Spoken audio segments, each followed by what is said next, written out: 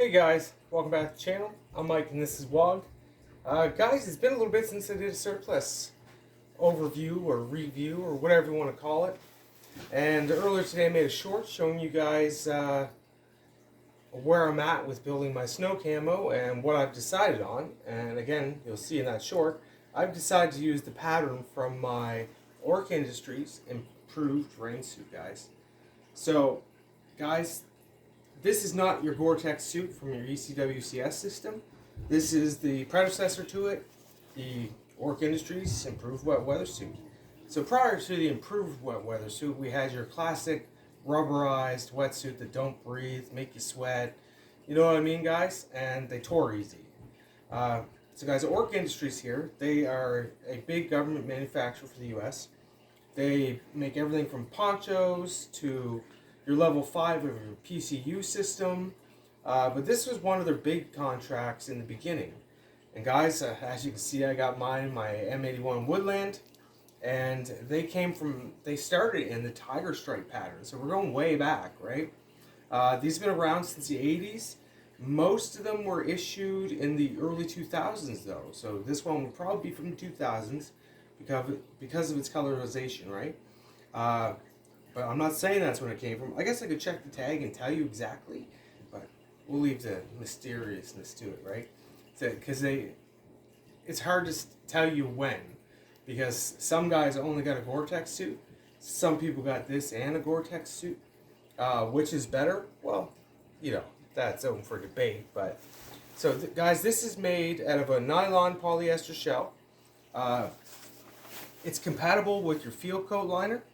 So that tells you the era we're talking about, right? As you can see, the buttons are here for it. The buttons are also in the sleeves for it. As you can see, mine's in wonderful condition. Guys, this was a thrift shop find, by the way. It was going to go in a thrift shop video, and I was like, well, I got to show them this suit today. So, yes, I got this at a thrift shop for $30. And this is the one that I called them and had them look it all over. But someone called me and told me about it, so I had to have this thing. And then, of course, I had to get the pants, which was like a whole, during Christmas era, gotta get these pants. So my whole suit's an extra large, guys. I typically wear a large or a large short, but that being said, these were oversized to fit over top of your BDUs. So this was meant to be worn with this and your M65 field coat with a liner. Or you take the liner, pop it in this, ditch your field coat, and you have a pretty warm coat, at least protect you from the elements, right? So it's everything from a functioning Cobra hood, which is similar to our Gore-Tex hood. It's pretty sharp, eh? With drawstring, snap closures, a place for your rank. Beautiful, I would say this is a number 5 YKK zippers with a snap storm flap closure. Everything is taped, and as you see, mine's in wonderful shape. My tape's all still in play. Guys, these buttons are for your field coat liner. Right down the side there. Maybe it's missing one? No, I think that's a thing. We can tell from the other side. Yes. That's so this side corresponds to that. Yes. My mistake. So as you can see, yeah, she takes your field coat liner. Full zip. What's really neat about these is, unlike your Gore-Tex, you have pass-through pockets. So these pass-through pockets here correspond perfectly with these pockets right here. So as you can see, they work there and there.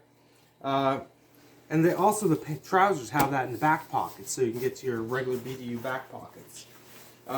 Another really interesting thing that they started sorting out back then was pit zips, guys. Do you see this? So if you're getting too sweaty in here, so if you're using this in warm weather conditions and it's raining, you can dump some of that vapor just by pulling out the zips in your pits. They have a beautiful cuffed collar, very similar to your Gore-Tex series, with Velcro, and again, like I said, they have the button for your field jacket liner, so that's pretty cool, right? As you see, this is all mint, right? Like, it's never, this one's not been hardly used, if used at all. It was a great thrift store find. I was very happy with it when I seen it. Again, it's in the M81 camo, which is all for me. But I want to talk to you briefly about what I'm up to. So I'm building a snowsuit. or a snow covering. I'm going to build it out of this, and why? Well, because of the extra large size, it actually fits over my level 7 Type 2 Monster Parka, or linebacker jacket, beautifully. And last night I actually tried on my entire ECW kit, and threw this over top of it to see how it was going to work for a mold, so to speak, or a pattern for my snow camo. And the general consensus in the house, I looked huge, but it looks like it covers it. And guys, we know this is not about fashion. This is about being protected in the snow or camouflaged in the snow. So that's why I'm sticking with this. I had all kinds of concepts in my head about what I was going to make and create. Guys, why reinvent the fucking wheel? The pattern's here, it works. It's going to be more standardized because of that. And it's going to look better overall because it's going to go with my whole kit, right? So one thing I won't be putting on it is the snap closures. I don't have the tools required to do that, nor do I want them on a light cotton thing, because they would probably tear out, to be honest with you. So I'm going to do little Velcro tabs for those pockets, but I am going to put the pass-through strip. And yes, and the snaps down the front, I'm going to do a strip of Velcro down the whole thing, and then just put some periodic spots, properly measured out. And what that does is allow, if you're wearing your chest rig and you want to be open, you can just Velcro it across the top, or just like such, like here and here, by putting the tabs. And of course you wouldn't want to have a straight line on both sides of it, because it's going to get all bound up and you'll never have it on there straight. But let's get back to this. Sorry, I gotta keep talking about that. I'm fixated on it. So as you can see, guys, she's plenty long. It's a beautiful piece of kit. Let's spin it around, show you the backside. You can tell that she's all in good shape. So yeah, this is a rather large coat, guys. But it's pretty simple across the back. She's waterproof. Again, guys, these are for your hood, your stowaway hood. And look, you see they're mint, right? So what you would do is roll your hood into your collar, and then inside here, there's corresponding Velcro, and it holds it down. It's not a stowaway hood. They say it's a stowaway hood, but it's actually like a pack hood, more than anything. And here, let's spin it around and give you a little look at these tags. There you go, guys. Orc Industries. So this one was definitely issued, but very well taken care of. So yes, guys, it feels like a Gore-Tex material because the nylon and polyester weave into it. But it's my understanding this stuff is called Simtex. So it's not Gore-Tex, it's Simtex. So there's the parka. So let's go over the pants right quick. Again, my pants are an extra large, guys.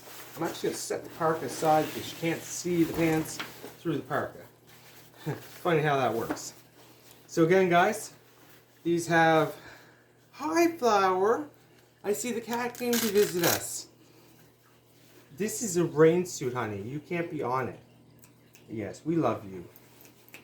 Alright, sorry, guys. This cat is just, it's such a lover.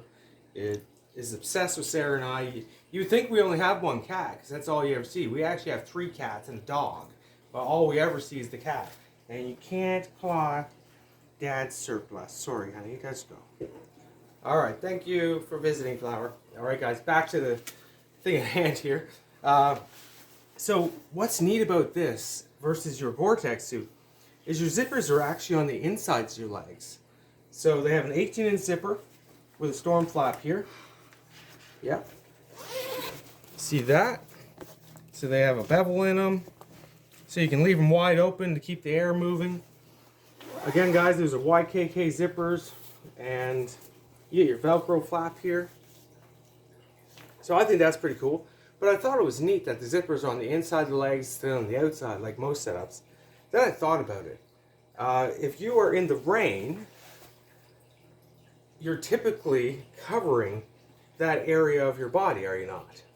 So the outside of your legs is where the rain's going to be coming in and out, right? That makes sense. I think somebody thought this through. I love when people do that. Anyway, guys. Pass-through pockets, like I said. You get a drawstring waist with a snap for your fly. And again, some toggles here. And again, a YKK zippered crotch. Sorry. So yes, these are in awesome condition as well. As you can see, there's a little bit of staining there. That's kind of normal. That's the material wearing off from where it was bunched up. But all the tape is in great shape. Got a little piece there, but it's fixable, guys. And here's your tag. Beautiful, eh?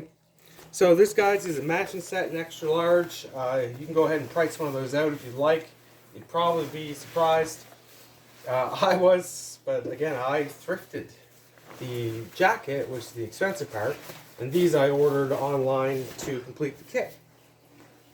And again, guys, my snowsuit that I'm making, my snow camo, is going to be built to these exact specifications, which is kind of cool if you think about it, right? I think it is, like, because then it's not just like I built some custom camo, or I've seen some messes out there like ponchos with spray paint on them. They don't match the snow at all. I'm going to try my damnedest to match snow. That's the idea, is to actually make a camouflage suit. So guys, there's not a lot more to talk about there, right? It's still, this is a really piece of cool history. It's a really piece of cool kit to have. I'm glad I have the whole set. But again, guys, I do have a Gore-Tex set, which is drastically upgraded from this set. But that being said, you gotta have them, right? You gotta collect this stuff. That's what we do. We collect it. And this I try to keep very mint, besides kittens walking on them with their paws with claws. Oh god. I think we'll be okay. One thing you can do with these, if you get yours and you don't find it's as waterproof as you like, just throw them in the dryer. Reactivate the DWR coating that's on them, or tech wash them and put a wash-in treatment. Because guys, make sure they're waterproof. What's the point of having a waterproof kit if it's not actually waterproof, right? So mine have been tested, both of them I tested, they're both sealed up still, good to go. So I just keep them nice and clean and stored, and I guess now I have a pattern for what I really want to make this week. Alright guys, I'm going to cut us off there. I just thought I'd show you this because I talked about it earlier, and I have done a little bit of surplus in a little bit here. I've been doing a lot of other things. Thought you guys would enjoy seeing a real cool piece of history. Again guys, these started out in tiger striped and ended in your UCP camo. That's the last ones were made in UCP. Orca Industries still exists, and they sell to civilians. So if you guys want a piece of this, I have not seen Woodland. I have seen Tiger, ACU, Multicam, but I have not seen Woodland on their site. So I don't know, maybe they have something going on with the government that they can't do that. But to this day, these are still issued. And again, they're a serious improvement over the other kit that was out before that, like your typical Halle Hansen wet weather suit. You guys know what I'm talking about, that thick rubber stuff that is beautiful if you're a fisherman, but if you are moving around in the woods and stuff, they create sweat and condensation. These were designed to help with that. Alright guys, thanks for watching, like and subscribe, and we'll see you next time.